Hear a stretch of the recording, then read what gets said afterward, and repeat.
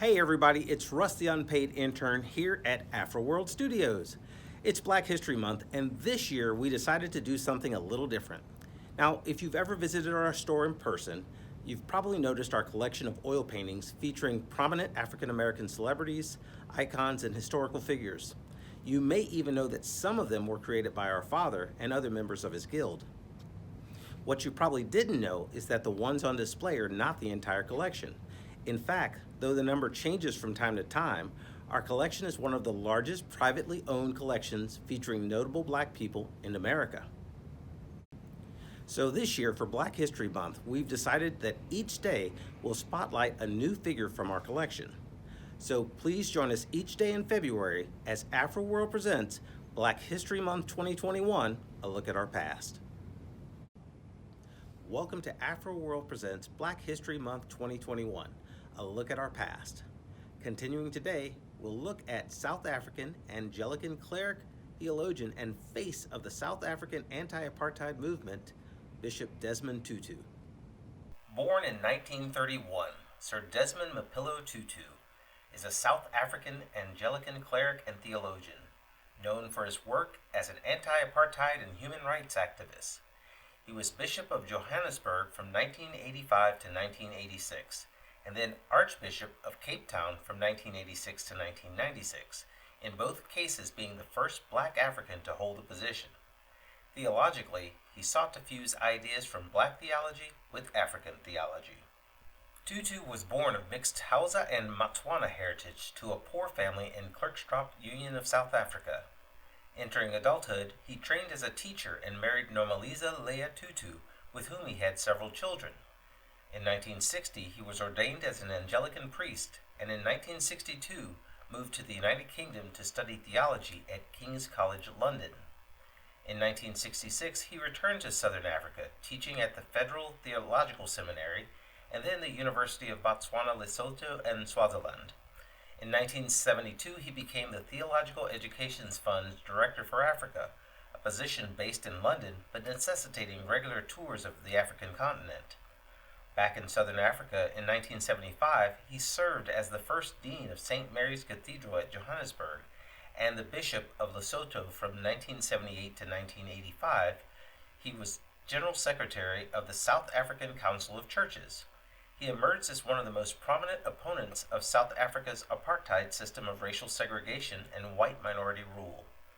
Although warning the National Party government that anger at apartheid would lead to racial violence, as an activist he stressed nonviolent protest and foreign economic pressure to bring about universal suffrage. In 1985, Tutu became Bishop of Johannesburg, and in 1986 the Archbishop of Cape Town, the most senior position in the Southern African's Anglican hierarchy. In this position, he emphasized a consensus-building model of leadership and oversaw the introduction of women priests. Also in 1986, he became president of the All Africa Conference of Churches, resulting in further tours of the continent.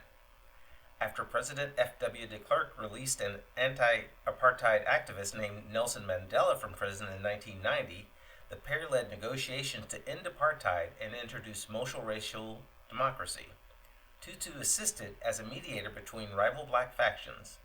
After the 1994 general election resulted in a coalition government headed by Mandela, the latter selected Tutu to chair the Truth and Reconciliation Commission to investigate past human rights abuses committed by both pro- and anti-apartheid groups. Since apartheid's fall, Tutu has campaigned for gay rights and spoken out on a wide range of subjects, among them the Israel-Palestine conflict, his opposition to the Iraq War, and his criticism of South African Presidents Thabo Mbeki and Jacob Zuma. In 2010, he retired from public life. Tutu polarized opinion as he rose to notability in the 1970s.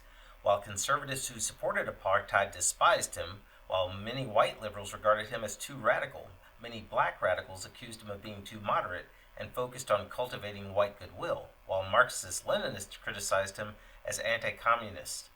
He was widely popular among South Africa's black majority and was internationally praised for his anti-apartheid activism, receiving a range of awards including the Nobel Peace Prize. He's also compiled several books on his speeches and sermons. We hope that you enjoyed this installment of Afroworld Presents Black History Month 2021, a look at our past. Please join us tomorrow as we feature another African American icon chosen from the art collection of Afroworld Hair and Fashions. Until then, have a great night, and we'll see you tomorrow. Hello there, Afroworld Nation. It's Russ, the unpaid intern, and I'm excited to be with you today because I am going to introduce you to a brand new product that I like and I know you're going to love. But before I show you what it is, let me ask you a question. Have you ever been in a store talking to a cashier or maybe having to get help from an employee only to find that they didn't understand what you were saying and you couldn't understand what they were saying because everybody's wearing masks? Well, of course you have. We all have lately. There's a new product that has just become available and it's going to make your life so much easier because let's face it, masks are going to be here for a while. It's called the Breathe Easy Mask Accessory, and I know you're gonna love it. Let me show you what it is.